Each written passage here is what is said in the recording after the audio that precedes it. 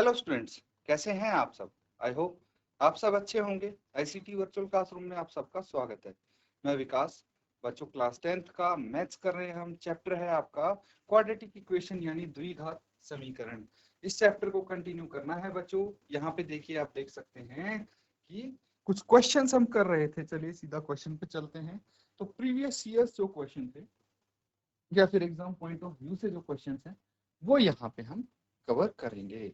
तो यहाँ पे दिया हुआ है बच्चों आपको पाइथागोरस थ्योरम के आधार पे एक क्वेश्चन। क्या है क्वेश्चन? एक समकोण त्रिभुज की ऊंचाई उसके आधार से 7 सेंटीमीटर कम है यदि कर्ण 13 सेंटीमीटर हो तो अन्य दो भुजाएं याद कीजिए। भाई ट्रायंगल के मदद से हमने इस क्वेश्चन को समझने की कोशिश भी की थी और ये आपको होमवर्क के लिए दिया गया था। उम्मीद करता हूं बच्चों आपने इसको जरूर कंप्लीट कर लिया होगा। अब फटाफट इसका आंसर बता दीजिए। अगर किसी का नहीं भी हुआ है तो जल्दी से इसको नोट डाउन करके सॉल्व करें और आंसर बताएं आप।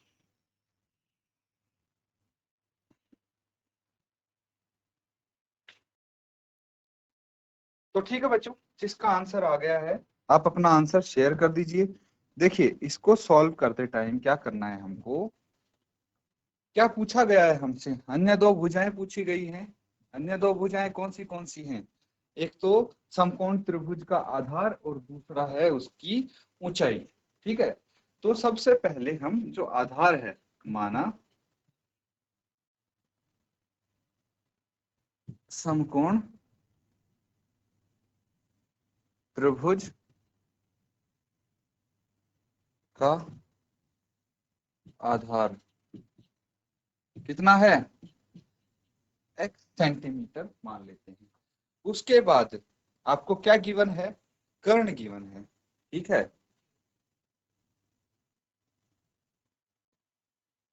कर्ण कितना है? 13 सेंटीमीटर ये दिया है ना? ये दिया हुआ है क्वेश्चन में। ये देखिए कर्ण 13 सेंटीमीटर। अब अकॉर्डिंग टू क्वेश्चन, प्रश्नानुसार आप क्या बोल सकते हैं? अकॉर्डिंग टू क्वेश्चन जो इसकी ऊंचाई होगी, ठीक है, समकोण त्रिभुज की ऊंचाई, ऊंचाई को हम क्या बोलते हैं? लंब भी बोल देते हैं। ठीक है, ये कितना होगा? x minus 7 centimetre. क्यों? क्योंकि दिया है कि आधार से 7 सेंटीमीटर कम है उसकी ऊंचाई। ठीक है, अब देखिए ये चीज अगर क्लियर है तो हम पाइथागोरस थ्योरम की हेल्प से, ठीक है, यूजिंग पाइथागोरस थ्योरम, ठीक है,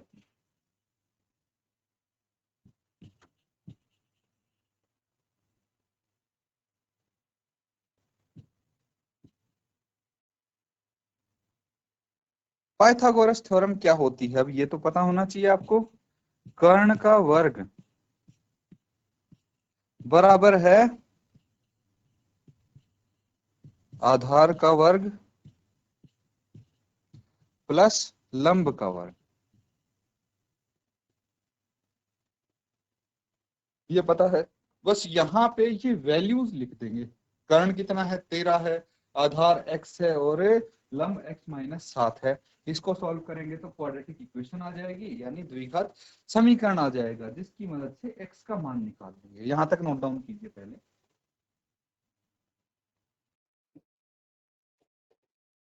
तो बच्चों ये कर लिया सबने नोट डाउन। अब क्या करना है? अब देखिए यहाँ पे वैल्यूज हम रख देंगे। इसकी वैल्यूज क्या रखेंगे? कर्ण कितना है? 13, तो 13 का यहाँ पे वर्ग हो जाएगा बराबर है। उसके बाद आधार है, आधार हमने x लेट किया था, प्लस लंब कितना था? x माइनस 7, इससे 7 सेंटीमीटर छोटा था। बस इसको सॉल्व कर लीजिए। 13 का वर्ग 169 और ये हो जाएगा एक्स स्क्वायर। यहाँ पे आप लगाएंगे a minus B whole square का फॉर्मूला। क्या हो जाएगा? ए स्क्वायर माइनस 2ab यानी minus 14x and plus B square यानी 7 का स्क्वायर 49 होता है। क्लियर है? अब सभी टर्म्स को एक तरफ ले जाइए, ठीक है, और यहाँ पे एक्स स्क्वायर ऐड कर दीजिए, तो 2x² तो ये आ गया, -14x प्लस 49 और -169। इसको हम दूसरी तरफ ले जाएंगे और एक तरफ आपका 0 बच जाए। क्लियर है? अब क्या करना है, ऐड कर दीजिए 2x² -14x -49 और +1 49 एंड -169 कितना बच गया, 120, 120 बच गया, वो भी माइनस का 120। 2 से सबको भाग कर देंगे, x² -7x -60 is equal to 0। ये आपका द्विघात समीकरण आ गया, क्वाड्रेटिक इक्वेशन आ गई, जिसको हमें x के लिए सॉल्व करना है। स्प्लिटिंग द मिडल टर्म कैसे करेंगे आप, 60 है हमारे पास, इस 60 को ऐसे स्प्लिट कीजिए कि उन टर्म्स का प्लस या माइनस करके -7 आना चाहिए। तो आपको पता है 12 पंजे 60 होता है ना, और इन दोनों का अंतर कितना है, 7 है। अब माइनस का कौन सा रखना है, बड़ा नंबर माइनस का रखेंगे, क्योंकि आंसर में माइनस चाहिए आपको, ठीक है। तो अब क्या करना है, x² -12x plus 5x -60 is equal to 0। x common ले लिया, x -12 प्लस 5 कॉमन ले लिया, x -12 is equal to 0। x -12 और x प्लस 5 यहाँ पे आ जाएगा इज इक्वल टू 0। अब मुझे बताइए कि एक बार हम x -12 को 0 के बराबर रख दें, x -12 बराबर है 0, या फिर x प्लस 5 बराबर है 0, और इसकी मदद से हमारे पास क्या आ जाएगा, यहां से आ जाएगा x इक्वल टू 12 और x इक्वल टू -5। अब मुझे बताइए कि कौन सा आंसर आपका रिजेक्ट होगा, यहाँ पे कौन सा आंसर नहीं होगा। तो देखिए मैं बता दूं कि जो एक त्रिभुज की भुजा है, ये x क्या है, त्रिभुज की भुजा है, वो ऋणात्मक नहीं हो सकती, है ना। त्रिभुज की भुजा ऋणात्मक नहीं हो सकती, लिख लीजिए यहाँ पे, बिकॉज त्रिभुज की भुजा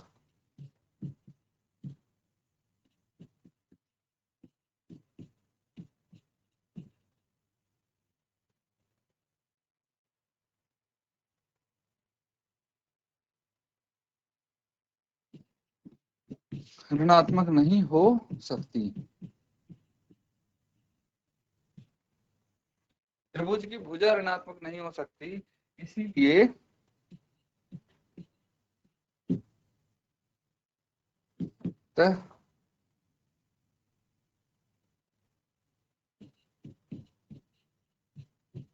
त्रिभुज का आधार 12 सेंटीमीटर तथा ऊंचाई 5 सेंटीमीटर है। 12 में से 5 घटा दिया हमने, है ना। ये आपका आंसर हो गया, नोट डाउन कर। ठीक है बच्चों, सबने कर लिया है नोट डाउन। अगला सवाल करेंगे अब।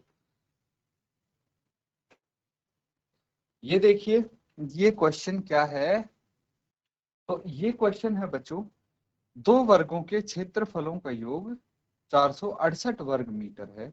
यदि उनके परिमापों का अंतर 24 मीटर हो तो दोनों वर्गों की भुजाएं ज्ञात कीजिए। 2012 में भी आ चुका है ये, और एनसीईआरटी का भी क्वेश्चन है। इसमें आपको 4 मार्क्स का ये आ सकता है। इसमें आपको दोनों वर्गों की भुजाएं बतानी है। चलिए नोट डाउन कीजिए और फटाफट इसको सॉल्व करके आंसर बताएंगे। तो ठीक है बच्चों, इसको सॉल्व कर लेते हैं। देखिए यहाँ पे आपके सामने क्या है, दो वर्ग हैं, ठीक है, और उनके बीच में आपको क्या दिया है, दो वर्गों के क्षेत्रफलों का एक तो योग दे दिया है और उनके परिमापों का अंतर दे दिया है। परिमाप क्या होता है, पेरीमीटर, है ना। और आपको दोनों वर्गों की भुजाएं ज्ञात करनी है। तो सबसे पहले हम बोल देते हैं माना पहले वर्ग की भुजा, पहले वर्ग की भुजा को x मीटर मान लेते हैं। ठीक है, x मीटर अगर पहले वर्ग की भुजा होगी तो परिमाप क्या होगा? तब पहले वर्ग का परिमाप, इसको मैं P1 नाम दे देता हूं। ठीक है, पेरीमीटर 1 क्या हो जाएगा? 4 इंटू भुजा मीटर, यही होता है परिमाप। एक वर्ग का परिमाप क्या होता है? 4 गुना भुजा, तो 4 इंटू साइड, साइड x है तो 4x इसका परिमाप हो जाएगा। तो दोनों के परिमापों का अंतर कितना है? 24 है। ठीक है, तो दोनों वर्गों के परिमापों का अंतर 24 मीटर है। ये इंफॉर्मेशन क्वेश्चन में गिवन है। तो बिकॉज दोनों के परिमापों का अंतर 24 है, देयरफॉर मैं इसको जो दूसरा वर्ग का परिमाप है उसको P2 मान लेता हूं। तो मुझे बताइए कि जो परिमाप दूसरा है उसमें से मैं पहले परिमाप को घटाऊंगा। मान लीजिए दूसरा जो वर्ग है उसका परिमाप बड़ा है, इसमें से पहले का परिमाप घटाऊंगा तो इनका अंतर 24 मीटर आना चाहिए। आना चाहिए कि नहीं आना चाहिए? तो दूसरे वर्ग का परिमाप क्या हो जाएगा? P2 क्या हो जाएगा यहाँ पे? 24 प्लस P1 ये हो जाएगा। तो दूसरे वर्ग का परिमाप क्या है? ये हो जाएगा 24 प्लस P1 कितना है? 4x। तो आप यहाँ पे लिख सकते हैं, ये मैंने आपको समझाने के लिए लिखा है। देयरफॉर दूसरे वर्ग का परिमाप P2, इसको हम बोल देते हैं कितना हो जाएगा? ये 24 प्लस 4x। ठीक है, इतना मीटर हो जाएगा, 24 प्लस 4x मीटर। ठीक है, अभी बताया मैंने ये कैसे आ जाएगा? दूसरे वर्ग का परिमाप ये होगा क्योंकि डिफरेंस 24 है बच्चों। अब क्या करना है? अब देखिए हमारे पास दोनों वर्गों के परिमाप आ चुके हैं, तो इसको मैं 4 से अगर डिवाइड कर दूं तो कितना आ जाएगा? ये 6 प्लस x आ जाएगा, है ना। तो अगर मैं इस तरह से कर दूं भाई, सारी टर्म्स को 4 से भाग कर दूं, कितना आ जाएगा? ये 6 प्लस x मीटर, ये हो जाएगा दूसरे वर्ग का परिमाप। तो दोनों वर्ग के परिमाप आ गया। ये बेसिकली हमारे पास इसकी भुजा आ जाएगी बच्चों। देखिए यहाँ पे ये भुजा आ जाएगी। तब दूसरे वर्ग की भुजा, अब एक वर्ग का परिमाप क्या होता है? भुजा गुना 4। तो परिमाप दिया हो तो भुजा कैसे निकालते हैं भाई? परिमाप बटे 4, यानी 24 प्लस 4x बटे 4 बराबर है 6 प्लस x मीटर। ये इसकी एक भुजा आ गई, साइड आ गई। ठीक है, तो दोनों की भुजा आ गई। पहले वर्ग की भुजा ये है, दूसरे वर्ग की भुजा ये है। तो इन दोनों का क्षेत्रफल आप निकाल लेंगे, दोनों वर्गों का क्षेत्रफल निकाल के उनको जोड़ देंगे और ये 468 के बराबर आ जाएगा। तो इसके बाद लिखेंगे आप प्रश्नानुसार भाई पहले वर्ग का स्क्वायर प्लस दूसरे वर्ग का स्क्वायर, क्योंकि क्षेत्रफल क्या होता है एक वर्ग का? भुजा गुना भुजा, ये पता है आपको। तो बस इसकी हेल्प से आगे सॉल्व करेंगे, पहले यहां तक नोट डाउन कीजिए। तो ठीक है बच्चों, इसको आगे कर लेंगे। कैसे करेंगे?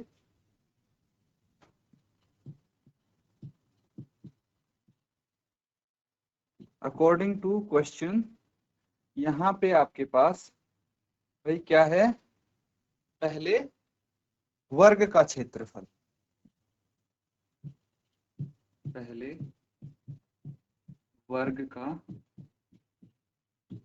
क्षेत्रफल प्लस दूसरे वर्ग का क्षेत्रफल बराबर है 3 या 468 468। ये गिवन है आपके क्वेश्चन में। पहले वर्ग का क्षेत्रफल एक्स स्क्वायर प्लस दूसरे वर्ग का क्षेत्रफल एक्स प्लस 6 का स्क्वायर बराबर है 468। सॉल्व कीजिए इसको। X square as it is plus ये आ जाएगा x square plus 12x plus 36 और इसको लेफ्ट हैंड साइड ले आइए तो माइनस 468 बराबर है 0। यहाँ पे आ जाएगा। सबको ऐड कर दीजिए। X square plus x square 2x square हो जाएगा ये और plus 12x as it is और ये माइनस 468 और प्लस 36 है तो इसमें से 36 घटाइए कितना आ जाएगा -2 और ये 3 ये 432 बराबर है 0। सबको 2 से भाग कर देंगे। X square plus 6x minus 216 बराबर है 0।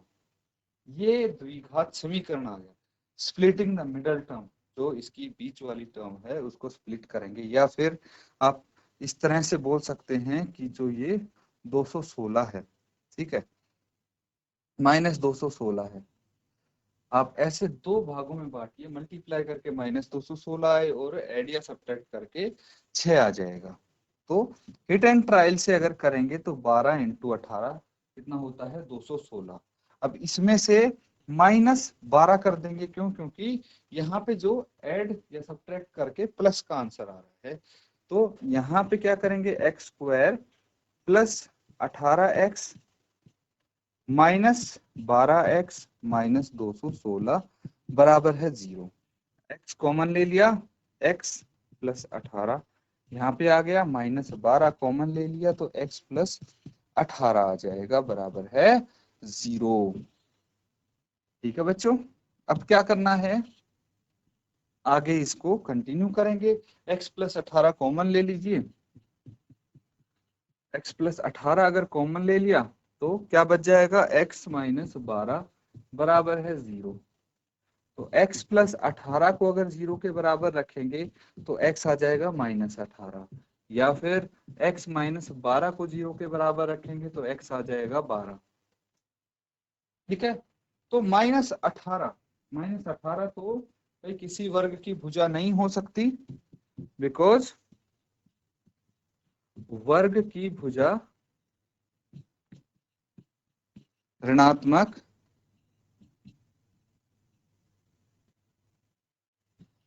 नहीं हो सकती।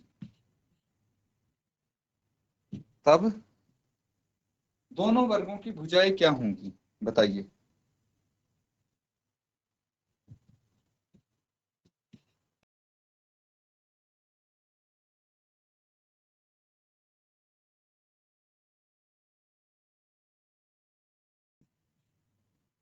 दोनों वर्गों की भुजाएं एक तो हो जाएगी 12 मीटर और दूसरे की हो जाएगी 12 + 6 18 मीटर।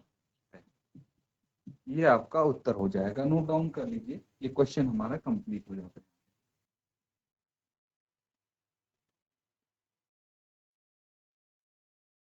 तो बच्चों, जो हमने क्वेश्चंस किए हैं आज, उम्मीद करता हूं कि अच्छे से आप समझ गए होंगे, अच्छे से नोट डाउन भी कर रहे होंगे आप। तो इनको अच्छे से प्रैक्टिस करते रहिए। इसी के साथ आज का सेशन यहाँ पे एंड करेंगे। Thank you and have a nice day.